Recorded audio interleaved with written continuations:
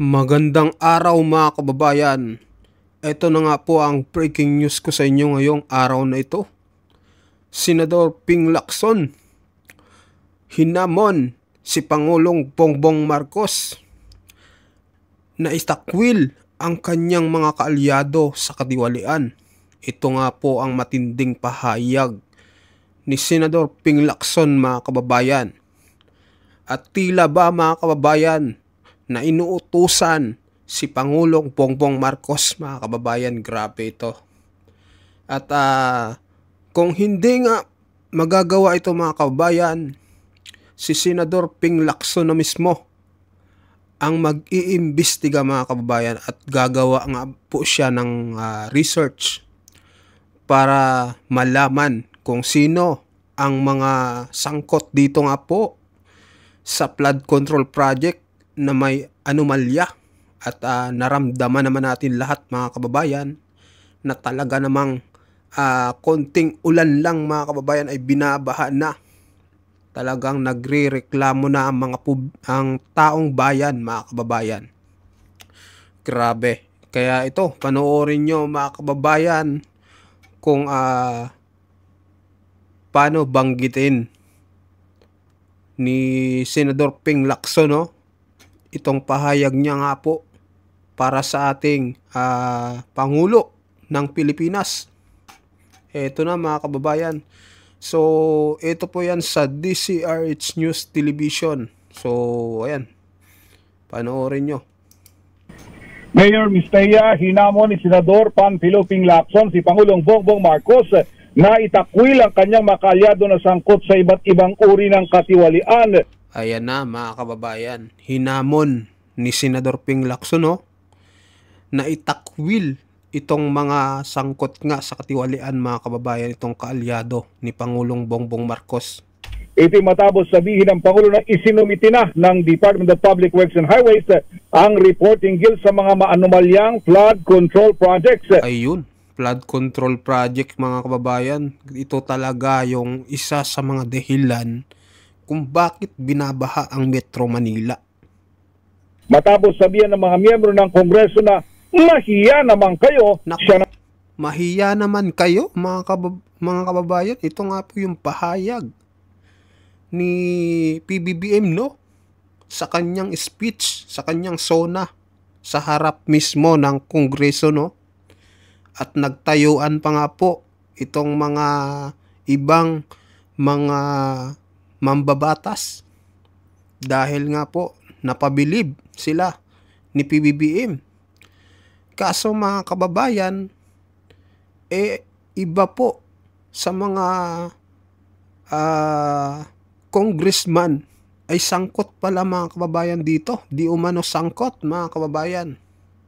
Naman ang dapat daw mahiya kung hindi niya kayang panindigan ang nauna nitong naging pahayag. Para kay Lacson, nasa kamay na ng Pangulo na panagutin ng mga palpak na mga kontraktor at kanila. Palpak na mga kontraktor mga kababayan. Yun nga mga kababayan, di ba? Binanggit din ni Senator Ping Lacson na iba, karamihan sa mga congressman ay mga kontraktor din mga kababayan. Ang mga kasabwat sa gobyerno, sabi ng senador, ay gumagawa na ito ng kanyang sariling research at kung may makita siyang questionableng proyekto. Nako, yari mga questionableng itong sinabi niya. Na wala sa isinumiting listahan ng DPWH, kanya itong ilalahad sa publiko. Nako, ilalahad sa publiko mga kababayan. Malalaman natin kung sino-sino ang mga sangkot dito. Pag makakuha mo siya ng ebidensya, ay maaari nitong ilahad sa isang privilege speech o sa iba pang mga forum. Matiyak lang na mabigyan ng kaukulang impormasyon ang publiko. Matatandaan na sa SONA ng Pangulo ay pinagsabihan ng mga sangkot sa mga maanomalyang mga flood control projects na mahiya ang mga ito dahil napakarami natin mga kababayan ang nalubog sa baha. Ayan mga kababayan, di ba? Talagang kawawa yung mga kababayan natin na nalubog sa baha mga kababayan. Yung hindi nila sukat akalain mga kababayan na hindi sila babahain, pero ngayon nagtataka sila konting ulan lang, binabaha. Kaya nakapagtataka mga kababayan dahil itong mga proyekto na ito ay tila ba nagiging multo na lang mga kababayan. Ito si Raymond. Raymond Abbas, Mayor. May lista na ba si Senator Ping kung sino itong mga involved na mga mambabatas at contractor sa maanumalyang flood control projects? Marami na siyang mga naunang naging pahayag, Mayor, pero wala pang inilalabas na listahan. Yung pagkakabanggit lang niya na narinig natin noong nakaraan ay marami daw mga kontraktor na naging congressman at meron din namang congressman na naging kontraktor. Aray ko mga kababayan, marami daw naging congressman na nagiging kontraktor at mayroon din daw mga kontraktor na nagiging congressman. Grabe, no? Parang tumatakbo na laang mga ito mga kababayan para sa negosyo, hindi na para sa taong bayan. Grabe. Narinig natin noong nakaraan ay marami daw mga kontraktor na naging congressman at meron din namang congressman na naging kontraktor. Iba rin. Ba't congressman, senador? Wala bang Oo. naging senador na Naging kontraktor? din?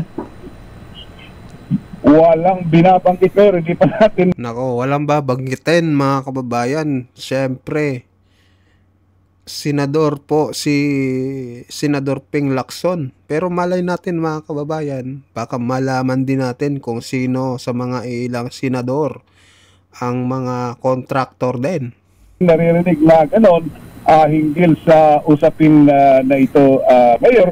Pero titignan natin kung lalabas yan sa mga susunod na pagkakataon. Wala bang nakaschedule na privilege speech si Senator Ping? Yan ang inaabangan kasi yung iba nagsalita na, ha? Ayan, Senator Jinggoy, Senator Bongo at sino ba ibang nag-privilege speech nung kahapon, Raymond? Nag-privilege speech Senator Jinggoy, pero maraming mga nag-interpolate, kaya lumabas yung ibang mga issue tungkol dyan. At tiyak na susundan pa yan, Mayor, dahil dyan nakatuon. Kumbaga may mga related issues kasi, gaya ng issue ni Senator Loren Legarda tungkol sa environment, ay hagip pa rin ang tungkol sa problema ng pagbaha dito sa, hindi lang sa Metro Manila, kundi sa iba pang bahagi ng bansa, Mayor. Okay nga ron. Maraming salamat, Raymond.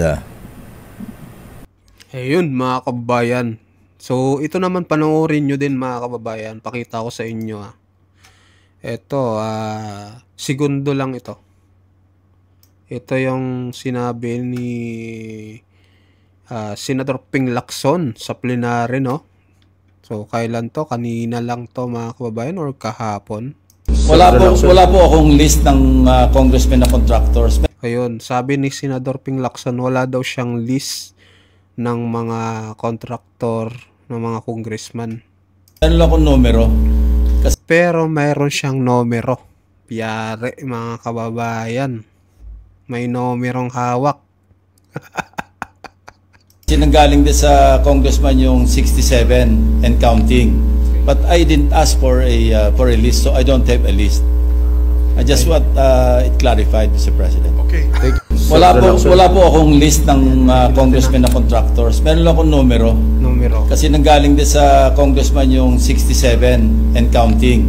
Nako, may nagsumbong pala kay Senador Ping Lacson na congressman. Kung galing sabi niya sa kanyang pahayag, sa kanyang statement, mayroong congressman na nagsabi sa akin. 67 mga kababayan na mga congressman ang di umano'y may kontraktor na hawak mga kababayan na sa kanilang mga proyekto ay sila din mga kababayan. Grabe ito. But I didn't ask for a list, so I don't have a list. I just want it clarified, Mr. President. Okay. Clarify lang ni Senator Ping Lacson. So, by the way mga kababayan, balik tayo dito. Si Senador Supremo pala, Mayor, na italaga na bilang chairman ng Committee on Housing. Naku, housing. marami ibabahi Supremo nito. Bibigyan ng pabahay, Si lakay Senador siguro. Lito Lapid nasa housing, no? Siya yung naghawak ng committee sa housing. Hindi ba bahay? Ganun ba? Ganun na rin yun. Okay, aba. Sila yung huli na naitalaga o nabigyan ng chairmanship itong si Senador Lito Lapid, Mayor. Okay, maraming salamat Raymond at congrats Senator Lito Lapid. Banggitin ko rin Mayor na medyo kanina nagkaroon kami ng konting